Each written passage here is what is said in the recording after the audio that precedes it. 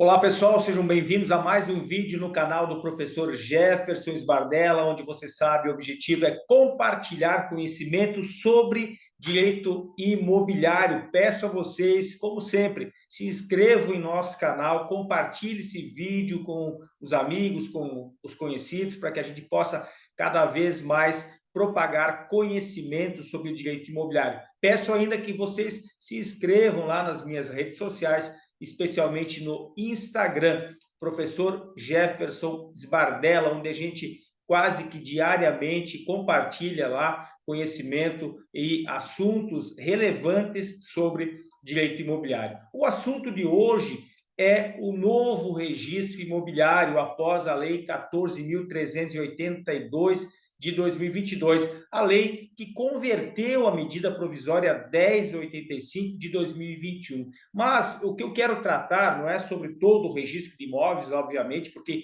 nós tivemos inúmeras alterações, inúmeras, muitas mesmo. O que eu quero tratar com vocês especificamente é a questão dos prazos, os novos prazos, a nova forma de contar os prazos no registro imobiliário. É isso que eu quero conversar com vocês hoje, tá? Depois a gente vai fazer outros vídeos, melhor dizendo, com outros assuntos relevantes também. Tivemos muitas alterações, mas hoje eu vou me ater à questão dos prazos, os novos prazos no registro imobiliário. Então, vamos lá.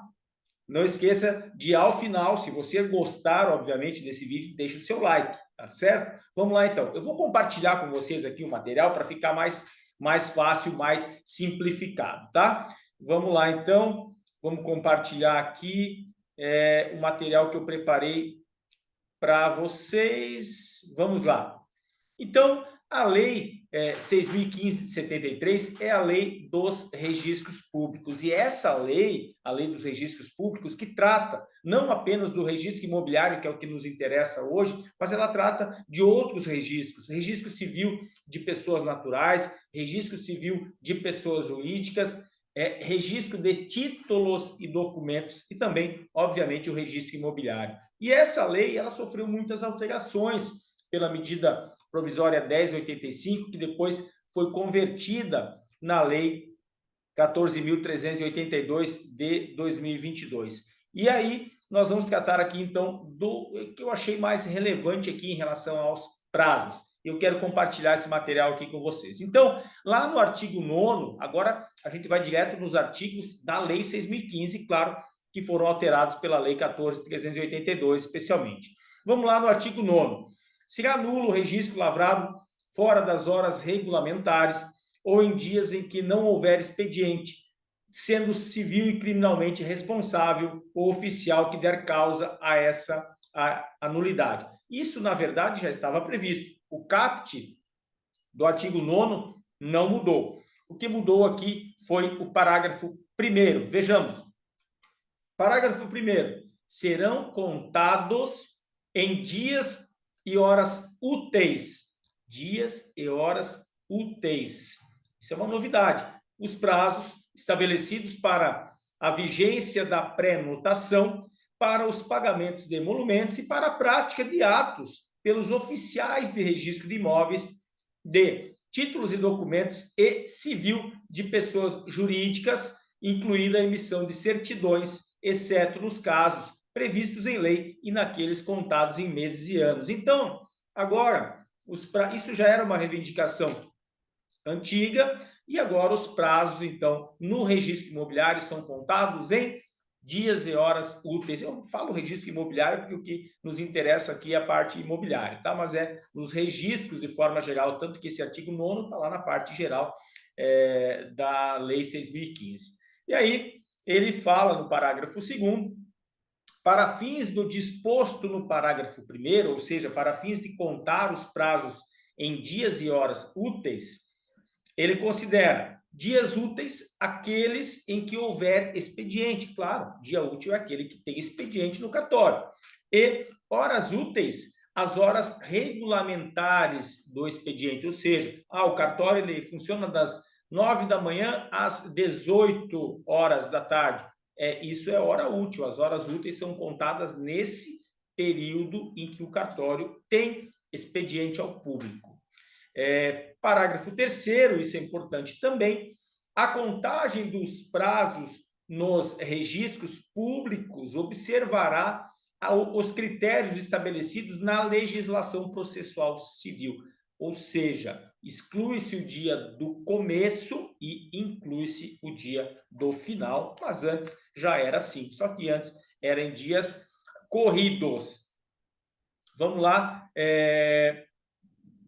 para o próximo slide. Artigo 19. Eu trouxe aqui para vocês também uma novidade, não apenas em relação aos prazos. Eu até acho que vocês que já atuam nessa área imobiliária, obviamente que já estão sabendo, mas não deixa de ser uma novidade. Lá no artigo 19, que fala lá das certidões, nós temos o parágrafo 9, o parágrafo 9º, melhor dizendo, que diz assim: a certidão da situação jurídica atualizada do imóvel compreende as informações vigentes de sua descrição, número de contribuinte, proprietário, direitos, ônus e restrições judiciais e administrativas incidentes sobre o imóvel e o respectivo titular, além das demais informações necessárias à comprovação da propriedade e à transmissão e à constituição de outros direitos reais. Então, isso é uma certidão nova, é uma certidão que não existia no registro de imóveis, agora especificamente registro de imóveis. Uma certidão de situação jurídica do imóvel, porque antes nós tínhamos o quê? A certidão de inteiro teor, que continua existindo, onde estão lançados todos os atos, todos os registros e todas as averbações daquele imóvel, e nós tínhamos as certidões negativas de ônus daquele imóvel, que eram feitas separadamente.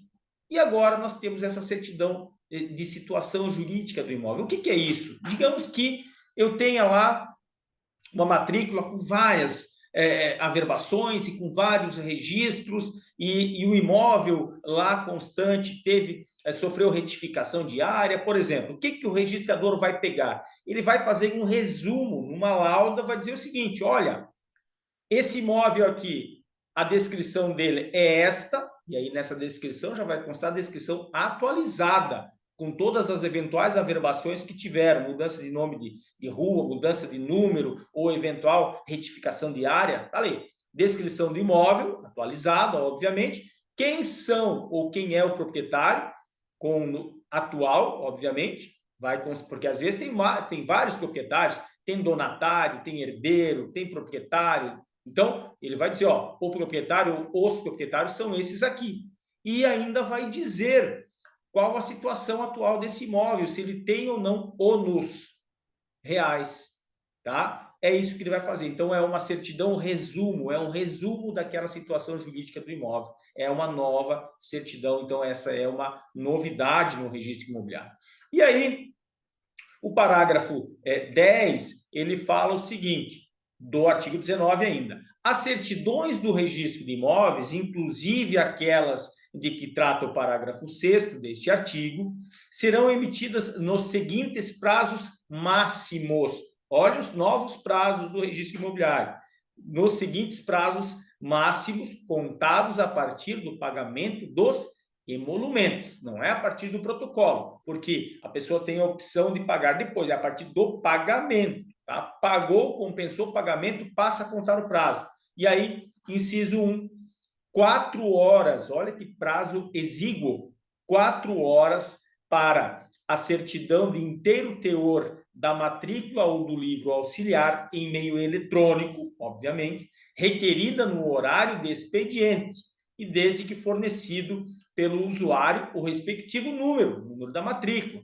Se você quer fazer uma busca mais avançada, eu quero saber aqui, eu preciso de uma matrícula de inteiro teor do apartamento número 204, do edifício Village Center, situado na rua tal. Aí o registrador vai ter que fazer uma busca. Então, você tem que apresentar, para você conseguir, nesse prazo de 4 horas, você tem que apresentar, obviamente, o número da matrícula. E, inciso 2, um dia para a certidão da situação jurídica do imóvel, atualizada do imóvel. Esse prazo ficou curto para o registrador, né? Porque aquela certidão que eu falava há pouco, prevista lá no parágrafo 9º, que é aquele resumo, ou seja, o registrador ele tem que pegar a matrícula e resumir qual a descrição atual do imóvel, qual o proprietário atual do imóvel, se tem ônus, se não tem ônus, e ele vai ter que fazer tudo isso em um dia útil. E, inciso 3, 5 dias para a certidão de transcrições, aqueles imóveis que ainda não têm matrícula, e para os demais casos. Então, uma busca imobiliária em nome de alguém e tal, 5 dias. Lembrando, esses dias aqui, agora você já sabe, são úteis, e as horas também são horas úteis. Outra novidade interessante também, e o prazo aqui é de 4 horas para essa certidão, desde que você forneça o número, é do parágrafo 11 do artigo 19, que diz o seguinte: a dispensa, fala da dispensa das certidões negativas de ônus e de ações reais e repersecutórias. Palavra difícil. Artigo 19, parágrafo 11. No âmbito do registro de imóveis, a certidão de inteiro teor da matrícula conterá a reprodução de todo o seu conteúdo e será suficiente para fins de comprovação de propriedade, direitos, ônus reais e restrição sobre o imóvel, independentemente de certificação específica pelo oficial. Então, o oficial não precisa mais dizer se tem ônus ou não tem ônus, a não ser que você peça a certidão de situação jurídica ou que você pague a ele, né, para que ele certifique que tenha ônus ou não tenha ônus. Isso está gerando já um probleminha aí no mercado imobiliário, por quê? Porque a lei é clara, dizendo que ela resolve tudo. Só que chega lá no tabelionato de notas, para fazer uma escritura pública, o tabelionato de notas, por cautela, continua pedindo a negativa de ônus. E aí o usuário diz, não, mas a lei agora fala que eu não preciso. E o cartório fala, não, mas você precisa porque é mais seguro. E aí fica aquela celeuma. Então, isso aí no mercado é que vai regular. No mercado é que vai regular. É claro que dá mais segurança se tiver a certificação de que existe ônus ou não tem ônus. Mas aí tem o custo disso, né? E como é que vai ficar para o registrador de imóveis? Isso é o tempo que vai dizer. Mas o fato é que hoje a lei ela fala em 2 certidões. A de inteiro teor, e diz que a de inteiro teor é suficiente para as transações jurídicas e negociais, e a certidão de situação jurídica do imóvel, que aí sim é um resumo, só que lá diz se tem ônus ou não tem ônus. Daqui a pouco os tabelionatos pode ser que comecem a exigir as 2, aí também vai onerar o usuário. Então, vamos esperar para ver como é que o mercado vai regular isso. Depois, agora, em relação aos prazos que o registrador tem para efetivar o registro, eu trouxe para vocês aqui o artigo 188, é ele que vai falar dos casos. Lá no 188, nós temos o seguinte, primeiro, como é que era antes? O registrador tinha 30 dias corridos para fazer o registro. Você protocolava um registro, uma averbação, seja lá qual for, e o registrador ele tinha 30 dias para fazer. Agora não. Esses prazos mudaram, tá? Primeiro que são úteis, você já sabe. Segundo que os prazos são diferentes. Vamos lá? Artigo 188. Protocolizado o título, proceder-se-á ao registro ou à emissão de nota devolutiva no prazo de 10 dias. 10 dias úteis, repetindo sempre.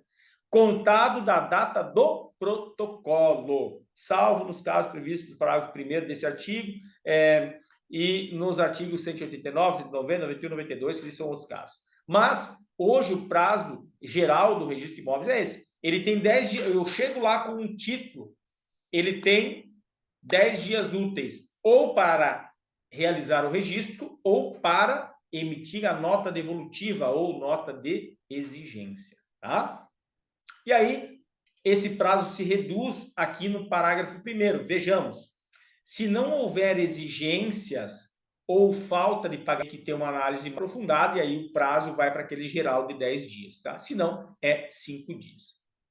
Inciso 2 do parágrafo 1º. Os documentos eletrônicos apresentados por meio do CEP, né, que é o sistema eletrônico, e 3. os títulos que reingressarem na vigência da pré-notação com o cumprimento integral das exigências, ou seja, ele emitiu a nota devolutiva, você apresenta de volta aquele título com as exigências cumpridas, 5 dias ele tem para finalizar o registro. Então, ficaram interessantes esses prazos aqui, né? Ficaram diferentes, só que vai demandar um controle muito maior por parte do registrador. Ele tem que controlar se foi feito pagamento, se não foi, quando é que começa a contar o prazo, né? Se teve exigência, se não teve, se tem cláusula especial, se é uma compra e venda com cláusula especial, se não é, enfim, tem uma série de situações que o registrador vai ter que se adequar para poder atender bem ao usuário do sistema. O artigo 205, por sua vez, ele fala do prazo total da pré-notação. Cessarão, artigo 205, eu estou falando, claro, esses artigos todos da Lei 6.015 de 73, tá? Que sofreram alterações em razão da Lei 14.382 de 2022. Artigo 205. Cessarão automaticamente os efeitos da pré-notação se, decorridos 20 dias da data do seu lançamento no protocolo, o título não tiver sido registrado por omissão do interessado em atender às exigências legais. Então, vejam, digamos que você ingresse com um título e o registrador ele emitiu uma nota devolutiva, né? E digamos que no 10º dia, lá no prazo geral do artigo 188, que ele tem 10 dias, né, ou para registrar ou para emitir a nota devolutiva, no 10º dia ele emite a nota devolutiva. Ora, se o prazo final da pré-notação é 20 dias úteis, significa que você, usuário do sistema, tem 10 dias para cumprir as exigências. Digamos que ele tenha emitido essa nota de exigência no 5º dia, no 4º dia. Aí você tem que ver quantos dias falta para dar os 20 dias. E é o prazo que você terá para cumprir as exigências. Então, muito cuidado com esses prazos, tá? Deixa eu ver o que eu tenho mais aqui. Se tem mais alguma coisa. Vamos ver aqui.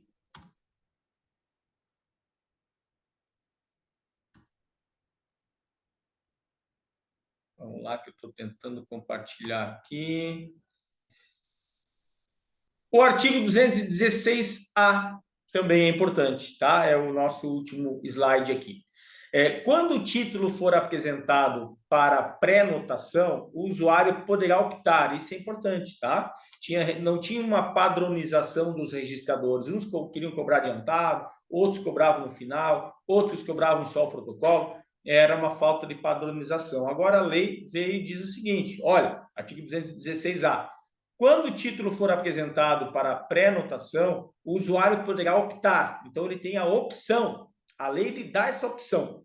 Inciso 1. Pelo depósito do pagamento antecipado dos emolumentos e das custas, esse é o ideal, né? Se você vai registrar uma escritura, já paga, que aí não fica demorando mais ainda, né? Já pega e já paga, se for possível, né? Se você tiver essa condição. Inciso 2.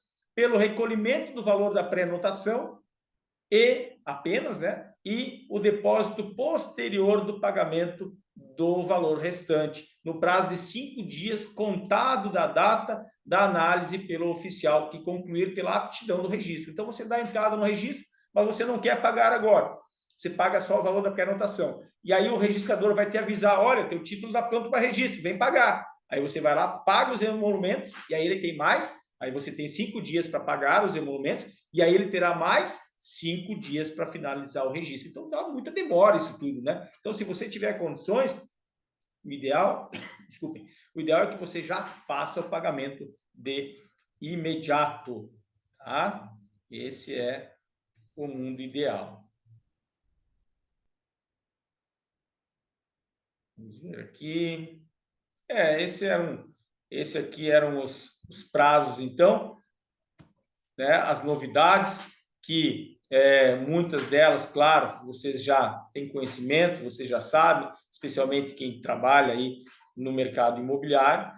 Então, são os novos prazos do registro de imóveis e dos registros em geral, mas o que nos interessa aqui, como eu sempre falo, é o registro de imóveis, que é a nossa área de atuação, tá certo? Esse era o vídeo de hoje, espero que tenham gostado. Nós faremos outros vídeos aí sobre as alterações trazidas pela Lei 14.382 de 2022. Sempre, o objetivo é sempre trazer informação, trazer conhecimento, compartilhar conhecimento para que as pessoas tenham essa informação e possam reivindicar de forma mais adequada os seus direitos, tá? Não esqueçam de seguir o professor Jefferson Sbardella lá no Instagram, no Facebook também, mas especialmente no Instagram, é lá que a gente está sempre compartilhando bastante assunto aí sobre direito imobiliário e, claro, se inscrever aqui no nosso canal do YouTube.